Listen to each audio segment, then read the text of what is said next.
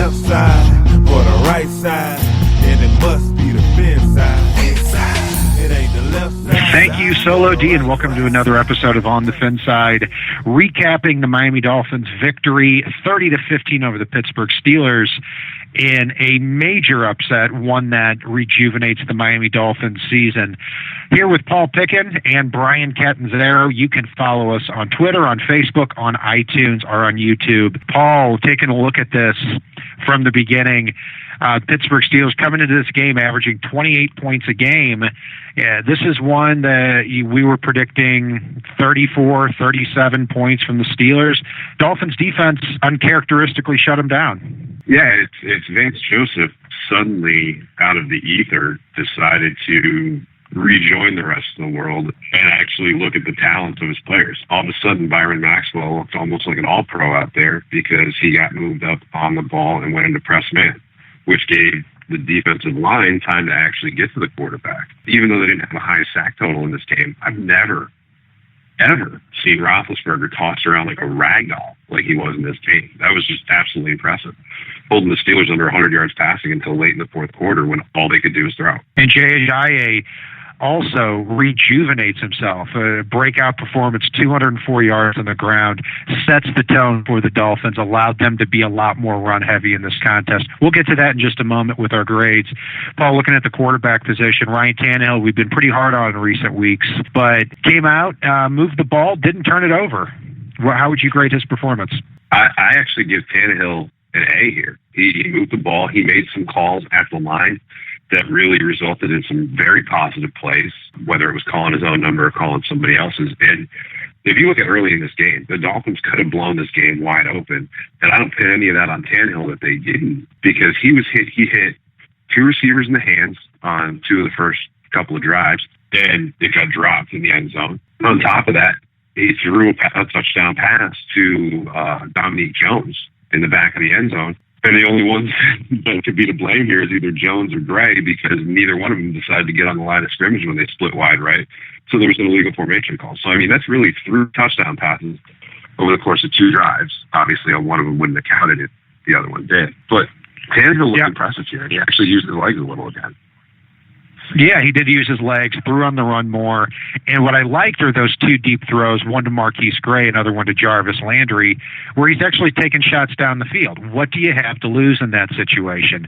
Yeah, 24 for 32, 4 drops. I mean, some of them were harder than others, but it's hard to blame Tannehill for anything. He should get a lot of credit in this game. I'm going to give him an A-. Looking at the running back spot, obviously Jay Ajayi, 204 yards on the ground and 2 touchdowns, that bell cow. And I think the Dolphins commentators at the end of the game were really saying something too. Nobody really wanted to tackle him toward the end of the game.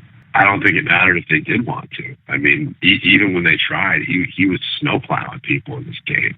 I like the fact that Gase didn't really spell him all that much. I did like the usage of Damian Williams. But really, he rode the hot hand with Ajayi, and Ajayi ran with some serious heart there. And I think the biggest thing that we've seen in a couple of seasons was the way that he slammed that coffin door shut at the end of the game. And when all they needed was a first down, he saw the opening and really put the game completely out of reach. So bravo to him. I mean, the guy ran for 200-plus yards. You can't give him anything but an A here. I've got to give him an A too, yeah. And this is not only a great performance, but something you can start to really build the team around, unless this is an aberration. The receiver and tight end spots, Paul. Jarvis Landry, 7 catches for 91 yards. Devontae Parker, only 28 yards, but 5 catches. How would you grade the receivers and the tight ends? Yeah, they did have the 2 deep plays, and I also liked a lot of what I saw out of Marquise Gray and Dominique Jones. Deion Sims had the egregious touchdown drop. They had the costly illegal formation penalty that you can't put on anyone other than the tight ends. And then, Parker had some good plays, and he had a few where he had lackluster effort again, and Kenny Stills was invisible. So despite the fact that Jarvis Landry played well, I think really there was a lot left out there that could have been better. I have to give these guys a B, but there were some pretty good and promising performances out of several of them. Jarvis Landry gets definitely a gold star for this performance. Devontae Parker, he dropped drop is a strong word, but there were 2 passes in the end zone that he could have caught, and he's got to come down with some of these, show some more aggressiveness. What I like is what the Dolphins offense started to look in this game like the Broncos offense under Adam Gase, where, hey, Devontae Parker, if they're playing 10 yards off him, cut an out route and take the 5-6 easy yards. I think the Dolphins should do that more often. I'd like to see Leonte Carroo get a little bit more involved too. The tight end spot, what's interesting is when Tannehill is doing those play actions, they were keeping the tight end in a lot to block, and that allowed them to slow release that tight end. Also, gave Tannehill a lot more protection. I'll give these units a B+. The offensive line, Paul, left side of the line, Brandon Albert and Laramie Tunzel coming back from injury, walling off the left side of the line of the Pittsburgh Steelers so many times, springboarded Jay Ajayi forward, allowed them to not only protect Tannehill but also establish himself on the ground. Mike Pouncey coming back looks like he's rounding into form. What was interesting is after some early penalties by Juwan James, Craig Urbick takes over at right guard. Bushrod moves to right tackle. Better results there too. I think Juwan James could officially be in trouble as of right now. But overall, the offensive line set the tone. I'm going to give this unit an A-.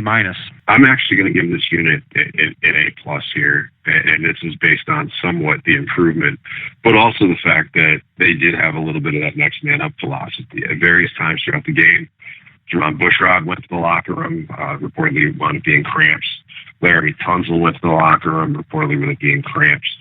And Steen and Urban came out in those scenarios as well, and really didn't miss a beat. You saw this offensive line not just making their blocks and controlling the line of scrimmage, not just keeping Tannehill upright all game, but also on the runs downfield with Ajayi.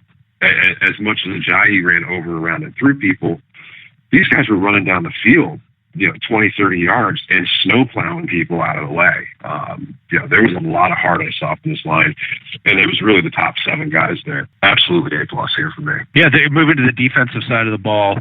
Cameron Wake, again, 2 or 3 times a game when he gets on the field a reasonable amount of time, he's able to create the pressure.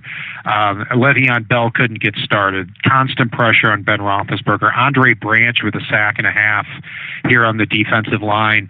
And Ndamukong Suh played a lot better than he did in the last contest. The Dolphins were controlling the line of scrimmage offensively and defensively up front. I'm going to go ahead and give this unit a B+. Paul? I'm actually going to give these guys an A-. I really, really like the continued growth that we're seeing out of Andre Branch. Still don't like Chris Jones being on the field. And one thing in the statistics that probably is going to cover for both the linebackers and the defensive line here is that 60-yard run by Hayward Bay, while it was a pretty egregious one early in the game, should have never happened. There was an absolute ticky-tack penalty called on Jason Jones that it didn't look like anything to me. And I've seen a lot more egregious ones not get called. And that really gave the Steelers new life on that drive. Next play, 60-yard run by Hayward Bay on an end around for a touchdown. Wipes 8 points off the board, but also wipes 60 rushing yards out. I could do without Jason Jones and Chris Jones right now. Jason Jones a little bit better against the run, but yeah, Andre Branch, I'm hoping he has more success finding the football because on third down, he does a great job. Linebackers, Kiko Alonso, it's always good, it's bad, it's good, it's bad. I thought this was a good one for him. And Neville Hewitt played a very good game. Looked like he belonged out there too, covering Xavier Grimble and Jesse James all over the field. Kind of looks like that miniature Jelani Jenkins may even be playing better than Jenkins right now. Given the stats on defense, I'm going to give this unit a B+. Yeah, I'm going to sit right there with you on the B+. There was an interesting rotation amongst the linebacker core yet again. But in reality, Kiko's the one guy that stays out there, and everybody else is situational, which I'm fine with. I don't have any issue with them having that rotation like I do with some of the defensive line rotation, and it really worked well in this game. Like we said before, you can knock 60 yards off the ball or off the running game without that ticky-tack call by the officials. So good for them. Absolutely B+. The secondary, Rashad Jones, the Dolphins have lost for the year, which is a darn shame. Great interception by him. Issa Abdul Caduce, I think I finally said that correctly. Had another interception, right in position. And I don't know what got into Byron Maxwell in that game. I mean, going up against Antonio Brown, I mean, you're talking about going up against one of the two best receivers in the league. Absolutely shut him down. I don't know where that came from. Tony Lippett as well at the other cornerback spot, I thought played well. The only touchdown that was given up was by Chemdi Chekwa toward the end of the former Dolphin cast-off, Kobe Hamilton. I like what this unit did. To me, they showed some amazing things in this game. I'm going to give them an A. Yeah, I'm borderline almost giving them an A+. It's the Steelers have one of the best top to bottom receiving corps in the entire league. I don't think anybody can debate that. Anybody that does is obviously drinking more than most of us Dolphins fans have been. But it's amazing how when the secondary is deployed correctly, using a press man corner as a press man corner, not only is he able to play to his abilities, he's able to play with a lot more confidence and aggression because he's comfortable. And all of a sudden, you see that Byron Maxwell is shutting down Antonio Brown. Nobody's completing passes on his side of the field for the most part. And it's a whole different defense. The secondary was all over the field today. I'm going to miss the hell out of Rashad Jones. I will sit there and argue till I'm blue in the face. What he has done over the past season and a half is the absolute best safety that the Dolphins have ever seen. And people can throw any of the names from history at me. And there are some ones that I love, but I have to give these guys an A+ here. It's amazing what shutting them down did and allowed the defensive line to do. Some more Jake Scott's not smiling, Paul, but I agree with you. Rashad Jones. Rashad Jones, phenomenal, and we're going to miss him here, too. One player who may be in trouble is Andrew Franks. 5 for 8 on field goals this year. Missed a 50-yard attempt. Had another one blocked. He tends to have that low trajectory on his kicks. Punting, Matt Darda did a phenomenal job. Jarvis Landry definitely did his job on returns, as did Jakeem Grant. Coverage was great overall. You know, the Andrew Franks missing 2 field goals takes this from an A- down to a B- for me. Yeah, I'm going to actually go with a C+ because the Dolphins of any other week this season, Andrew Franks would have cost them the game here. It's, you know, you've already got the back break of those touchdowns being called back or being dropped or what have you. And then you have that follow it up. And it's very easy to fall into that, you know, that's so Brown's quicksand when things like that happen. Your kicker's supposed to be the guy that bails you out when stuff gets deep. And I don't think we can count on that from him at this point, which is unfortunate. He seems like a good kid, but I'd rather have, you know, an asshole like Janikowski out there kicking than him at this point, because at least you know he's going to make the damn kick. Right. That will wrap up our grades here for the Steelers-Dolphins matchup. And to me, Paul, this win, when you look at pounding the football, winning on the offensive line, and getting Tannehill rolling out more, this has to be the template for the Miami Dolphins moving forward. Because if they go back to their old self next game and they can't protect the quarterback, they're going 5 wide and doing these dump-off passes, I think they're going to be in the exact same spot they were before. Yeah. Without Rashad Jones, they definitely need to be getting those points up on the board, and they can't afford to stall out like they did early in this game. So there is room for improvement based on what we saw this week, which is a good thing. There certainly is. And on to the Buffalo Bills-Miami Dolphins matchup, which we will also cover here on the FinSide. Follow us on Facebook, Twitter, YouTube, and iTunes. Paul, who's your stud of this game? Who really stood out for you? I've been brutal to the guy for several weeks now, so I've got to give him his retribution here. I didn't believe in him anymore, and he proved me wrong. Vance Joseph. He went ahead and he applied his players in the correct fashion against one of the most explosive offenses in the league.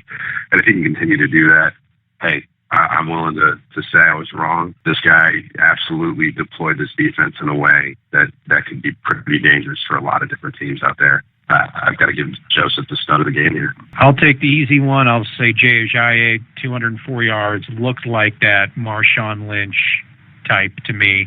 One great comparison I was talking with somebody about is Marion Barber, just that pounder up the middle. And I look forward to seeing more of him. My dud of the game is going to go to Andrew Franks, 2 missed field goals. Needs to pick it up in that respect. Paul, who's somebody who stuck out for you for bad reasons?